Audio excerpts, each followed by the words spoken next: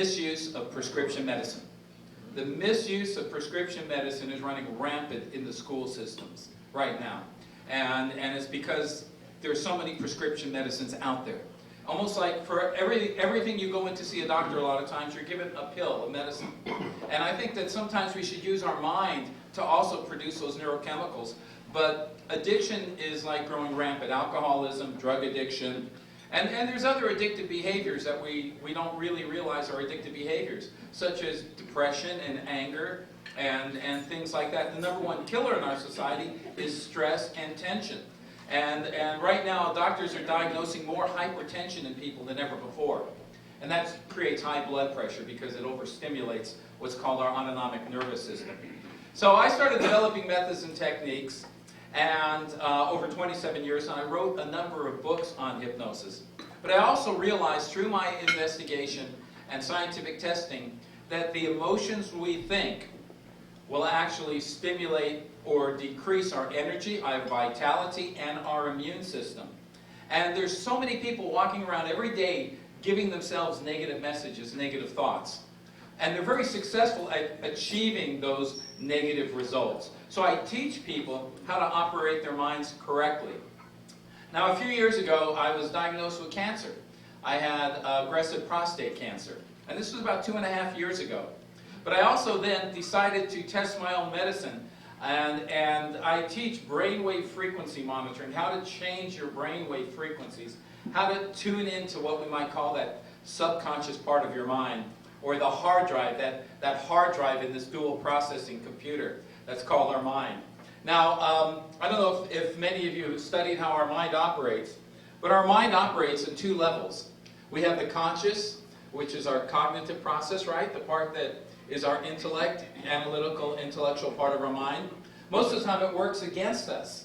If you start to become aware of some of the thoughts that you think to yourself, no wonder you sometimes undermine your level of success. I won't be able to get that job, this client's not going to like what I have, she doesn't like me when I'm going on a date. So how many times do we exercise our conscious mind incorrectly? Because it becomes automatic. And I think a lot of our teens are doing that these days.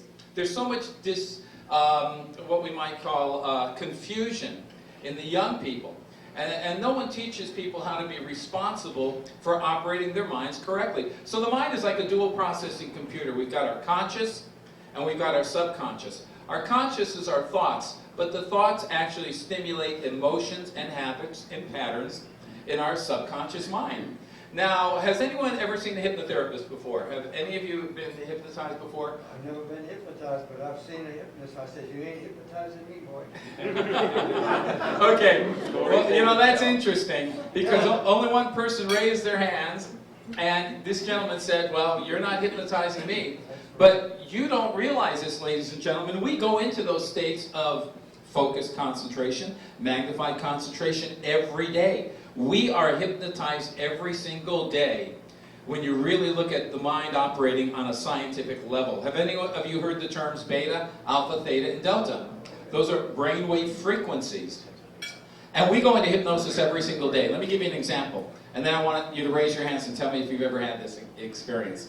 Have any of you ever driven in your car? You're thinking of work, you're thinking of a relationship or a client. All of a sudden you've reached your destination, wondered how I get there, or you passed your street. Does that ever happen? Raise your hands. Okay. All right. So if that happened to you, if you were consciously distracted, but yet you reached your destination, and we call it automatic pilot.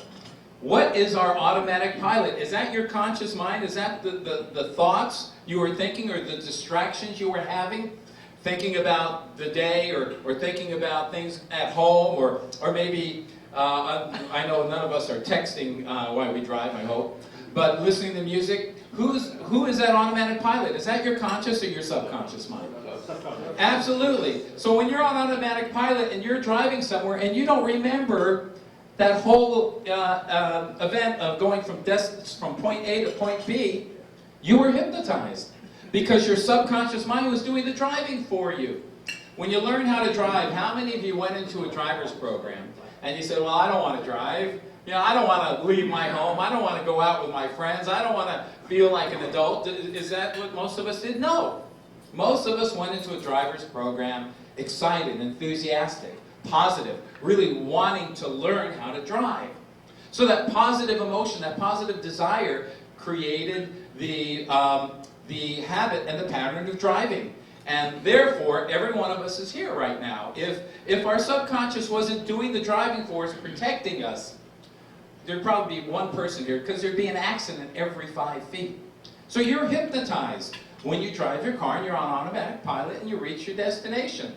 It's a state of brainwave changes. And again, this hard drive in our computer recorded the habit and pattern of driving. How many of us have recorded habits of feeling sad, or feeling depressed, or being angry, or being stressed out? And how many times do we give ourselves those negative messages? And so I teach people how to think correctly and how to stimulate the right emotions to create the right results in their lives. Most of us have limited mind operation ability. Imagine putting on your computer, and you put your computer on, your computer starts giving you all these negative words. You know, Tom, what are you doing operating me? You don't know what you're doing. Get your hands off of my keyboard.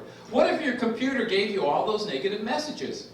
And I think sometimes we're programmed that way, sometimes even through our parents. And maybe sometimes they're even actually given those negative messages by their parents. Don't touch that. What am I going to do with you kids? Can't you do anything right? You don't touch that thing, you'll break it. And then I'll have an adult that comes in that's afraid to try something new.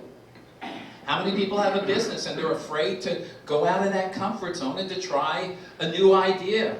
Because we have that fear maybe of failing. Because a lot of times we look at things in extremes. Winning, losing, happy, sad. These are extreme emotions.